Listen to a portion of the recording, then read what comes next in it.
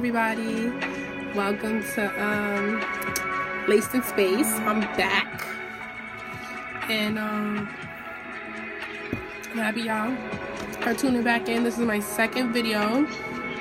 And I'm just very happy that I got a few views from people who like to hear what I like to talk about, which is astro. I really love talking about astro. I really love astro. I'm also studying sidereal astro, and it's even more like eye-opening because now it's more of like predictive astrology, and a lot of times people don't understand how deep astrology is and how much you can predict a lot of your future in astrology. Like, if you didn't know, you're in your astrology for women, your Jupiter is your husband. Your Mars is your like lover, how you want your husband to be, how you want him to love you. And your sun is the person that will fulfill you. Like, your sun sign is the characteristics you need to be fulfilled. So if you're like a Libra, you need someone to fulfill you that's into partnerships, that's into like being fair, that's into like, you know, where it's more of like a one-on-one basis, a one-on-one relationship. So even if they're not a Libra, if they have that type of like standard, it'll work for you. You understand what I mean? So in men, if you're looking for your wife, you would look for your Venus, your Neptune, and also your sun. Your moon, sorry.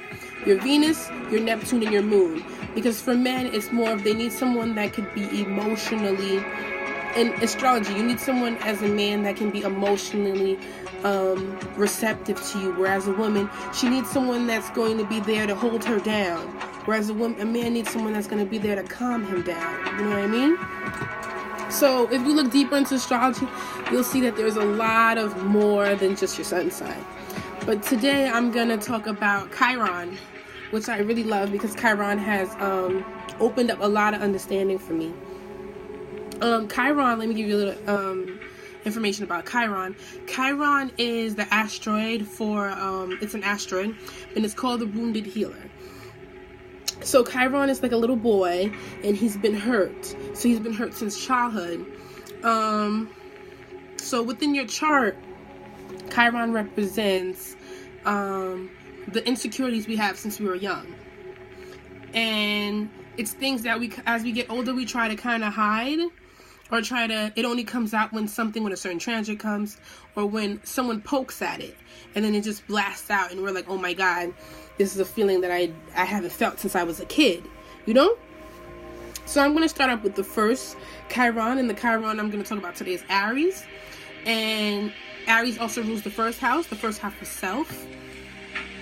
So when Chiron is in this house, or in Aries, it's more of a situation where it's like this person has self-esteem issues. This person is more of like, where do I stand in the world? Is someone looking at me? Am I ugly? I want to hang out with certain people that make me feel a certain way. It's a very painful Chiron to be in the first house, because people can see your insecurity. People can see that, you know, this person has something going on with them.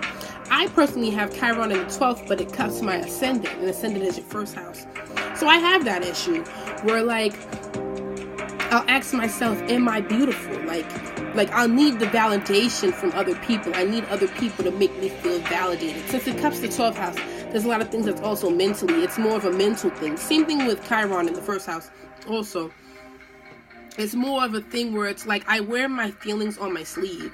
So someone could see that I'm insecure. Someone could see. So a lot of times Chiron and Aries would fight. They'll be more aggressive in their approach. They won't let other people in. They'll be more, you know, in your face, and like it's more of like can you see my insecurities? I'm going crazy, like, you know what I mean? Very painful. And also, since Chiron is in the first, it's more first in the 12th house. It's more of like there was probably a situation with the birth. Maybe they came out and they were a little during the pregnancy or during their childbirth, there was a lot of trauma. Maybe the mother was stressed.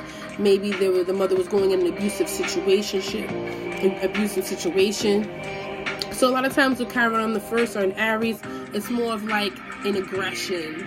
It's more of like a self-esteem issue. You can see the pain on the person, the low self-esteem, the I need validation, the do I belong, where do I belong? The person who's always looking in the mirror, the person who's always like, oh my God, I look terrible, I look ugly, I'm having a bad hair day. And sometimes it could come off as if they're a little conceited, but it's a real deep-seated issue. Like, it's a deep issue that's just more of like, I will never feel good enough because I've been told when I was younger that something was wrong with me. And this just goes to show you how powerful astrology is, because you don't even know, like, these things are already like predestined for you. It's more of a karmic thing, and astrology is more about karma. Because what you go through now is something that you did in your past life, or something that your family generation has done. So until the curse is broken, it will just continue to go.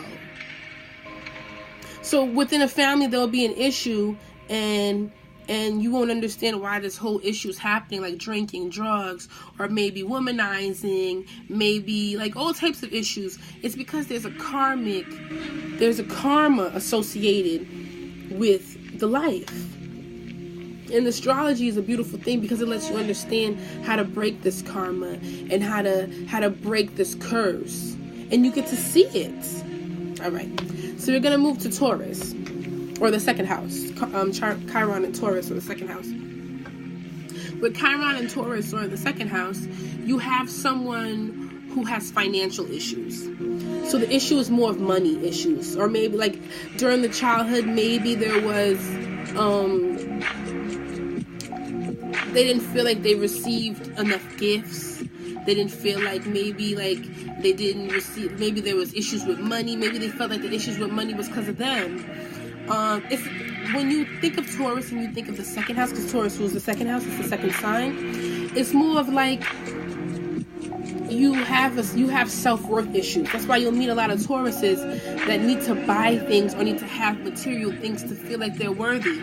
They're ruled by Venus. So a lot of Tauruses will need a house, need a car, need all these materialistic things because they value objects. Objects is closely connected to their self-worth. Money is closely connected to their self-worth. So a lot of times some of them might be a little stingy because they're not lazy, don't get me wrong. They work very hard for the things that they work for, but it's just, these are mine. And if you go through astrology, you'll realize that every house and every sign is a buildup of the character. First is the Aries, so you have to learn your self-esteem and your self-worth. Then your second house is the Taurus, so you have to learn how to your self-esteem. The first house is Aries, so you have to learn your self-esteem and how to walk and talk and like you're born.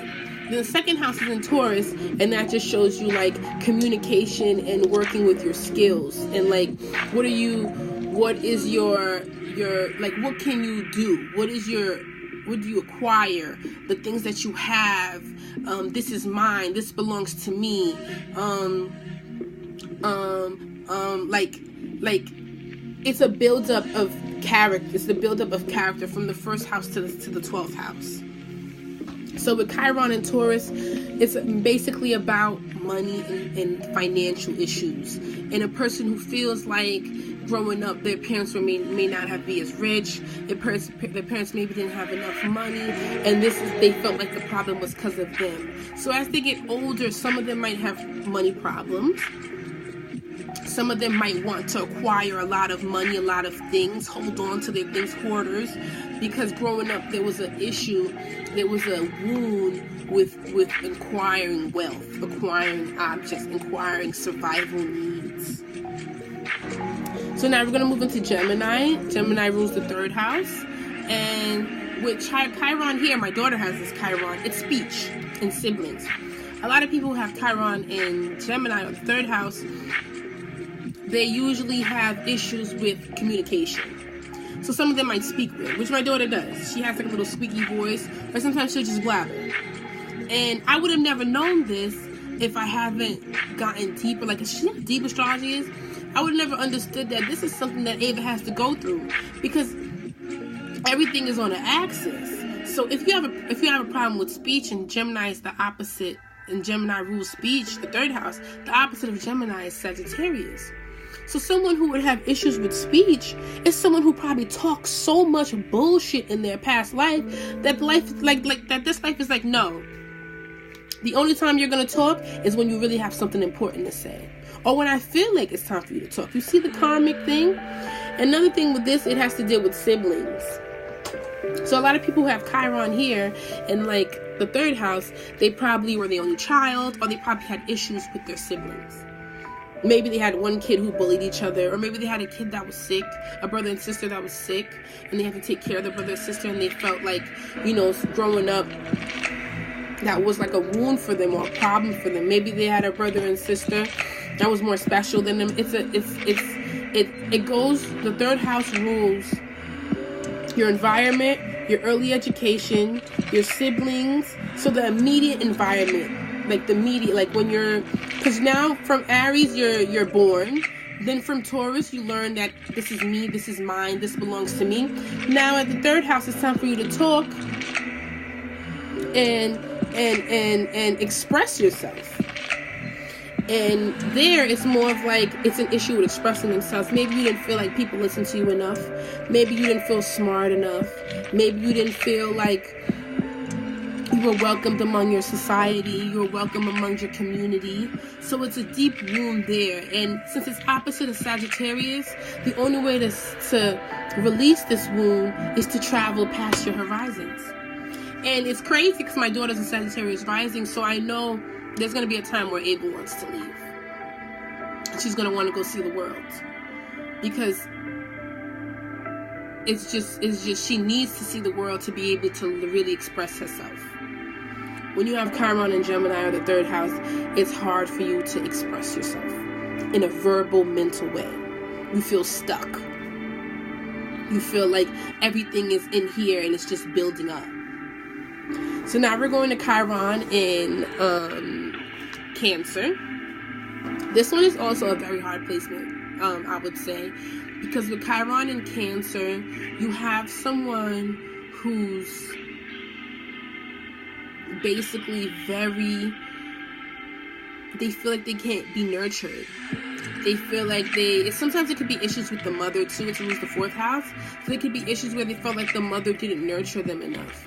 Since it's opposite of Capricorn, Cancer's opposite of Capricorn, maybe the mother might have worked a lot and wasn't around a lot. So they don't feel any nurture there.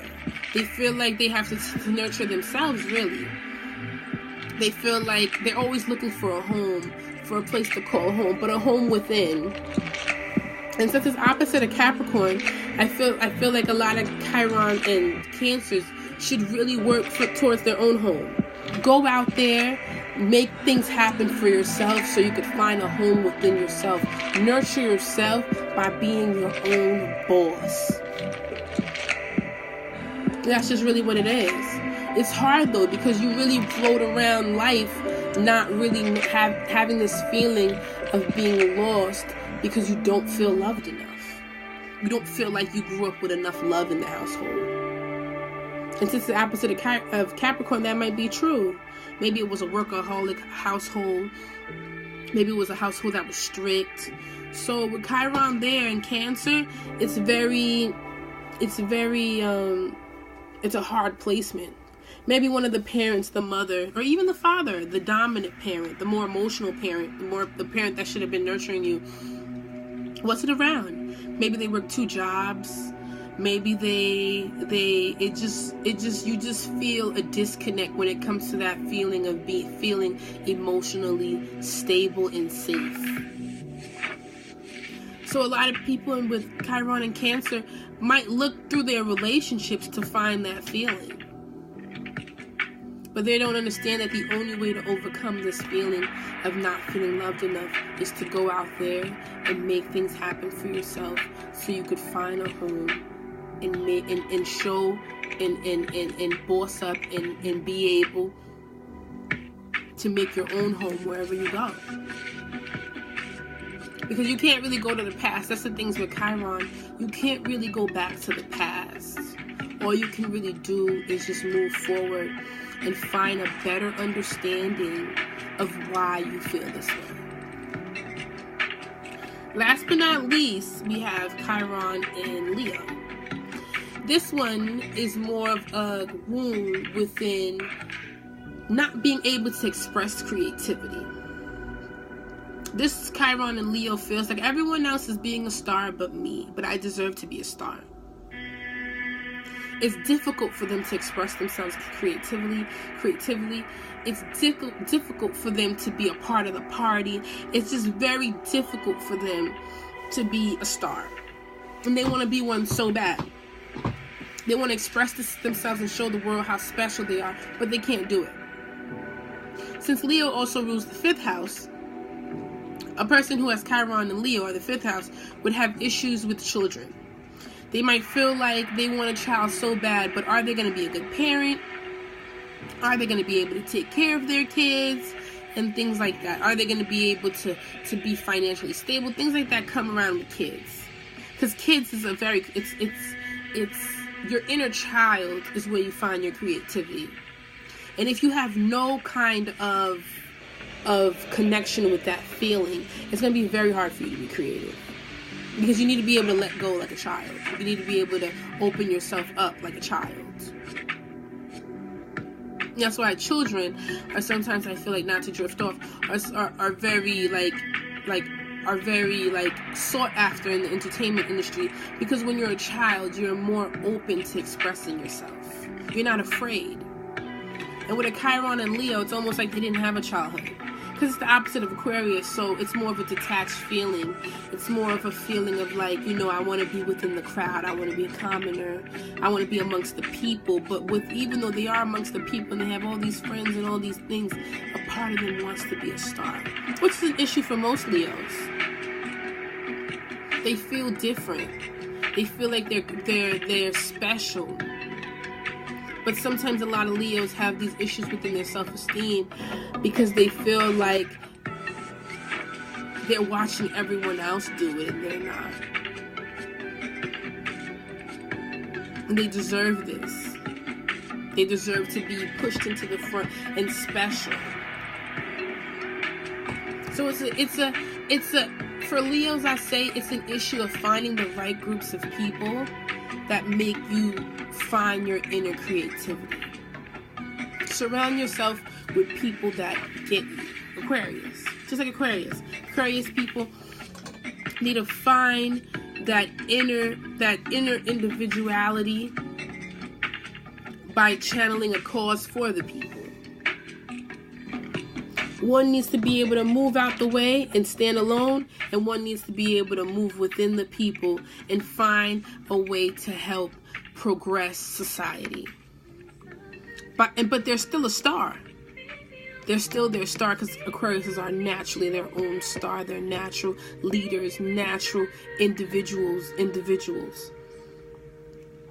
But for them, being the Leo is not enough. They need a cause. They need something to fight for. They need people.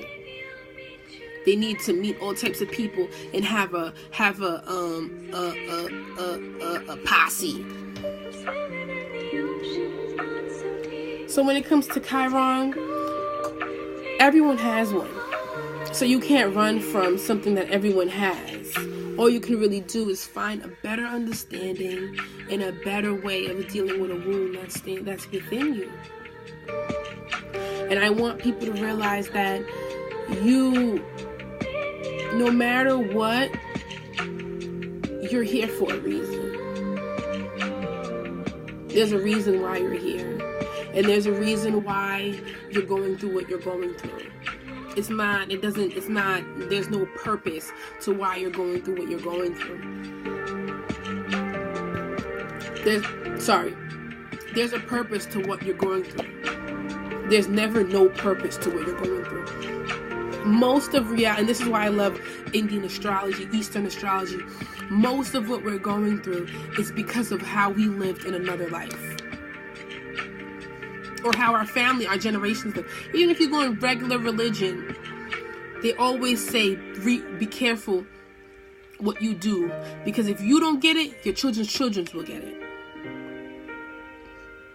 So once you get deeper into this astrology and start understanding certain things, you start to realize, I am beyond this. I am beyond this because I understand this. That's what I'm here to do. I'm here to help you understand it in a way that's different. To me, at least. You're more than your sun sign. Your sun sign is the theme of your life. If you're an Aries, your theme of your life is going to be to get it and go get what you want first. Stop being, because you're opposite of Libra, stop being a pussy and go get what you want. If you're a Taurus, your life theme is going to be get your bread up. Get your bread up, work hard, and acquire the wealth that you always dreamed of, because you're opposite of Scorpio. So maybe a lot of times with Tauruses, they might have a setback because of being in a sexual relationship, being with someone and merging with that person to the point that they lose their own identity. And Tauruses are about self-identity through the things that I can get myself, through my own senses. Scorpio is about identity through another. Money through another. Sex through another. Scorpio rules sex, so it has to be with another. With Gemini, your purpose is to always be curious. Always go out there and probe the world. Find it. Ask questions. Write. Most Geminis should definitely write, because you are excellent writers. And use that big brain of yours to actually, because it's opposite of Sagittarius, to bring knowledge. Everything, you're the sign that you're opposite of, you need to learn how to understand that's your shadow. So me being a Scorpio, my opposite is a Taurus.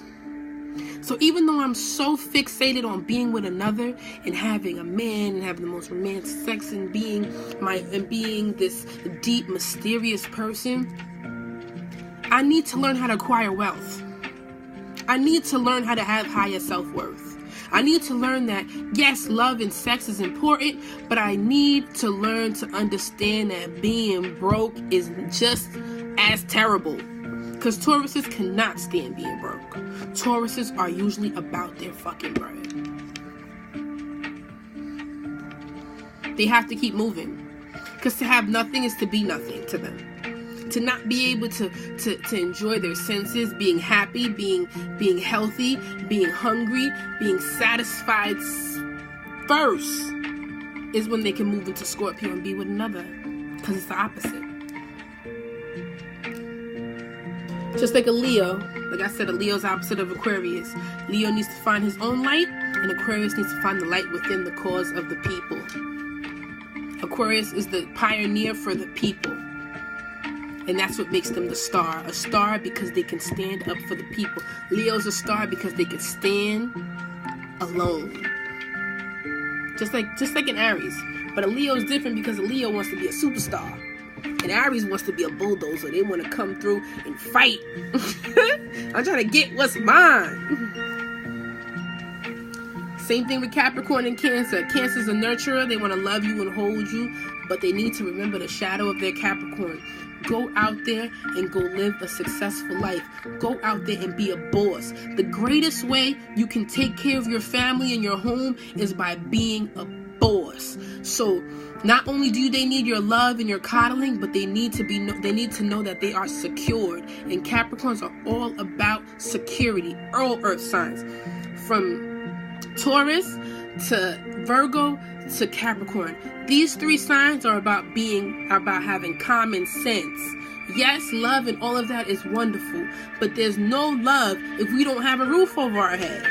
If we can't save no money. They understand that love is a process. Fire signs will love you overnight. Aries, Leo, and Sagittarius. They will love you in 5 minutes. But you need that too, because you need every sign, because every sign has a purpose. Every sign has a reason. You need air signs because air signs helps you think, helps you open up your thought process, be more logical. You need a Taurus because Taurus helps you be more grounded. That yes, air signs, I see you, and I know you have all these big ideas, but let's make them real. You need fire sign because fire keeps that passion going.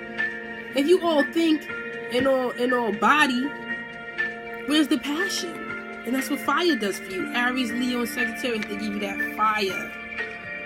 When they talk, when they come in the room, they're the life of the party. And then you need that water sign. Because if you have fire, and you have ground, and you have air, you need some water to calm that ass down, to feel. Because water signs feel, baby.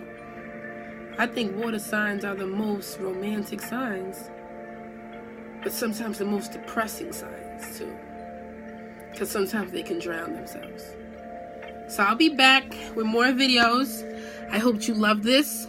I love y'all, and I'll see you guys soon. I really do.